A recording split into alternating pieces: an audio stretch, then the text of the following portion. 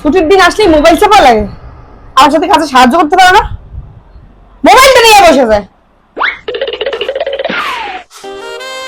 কি আজকে ছুটির দিনে কি রান্না বান্না করবা? আজকে শুধু সবজি। ছুটির দিনে তো একটু ভালো মন্দ খাওয়াইতে পারো, মাছ মাংস দিয়ে কিছু খাওয়াইতে পারো। ফ্রিজটা তো পরিষ্কার করতে পারো না, কি কাজ করো সারাদিন? এই তো আরেকটু পরে পরিষ্কার করে দিচ্ছি। ওই রান্নার ফাঁকে একটু চা বানিয়ে দিও তো, একটু চা খাই, গাটা কেমন যেন ম্যাচ ম্যাচ করে। শুধু চা?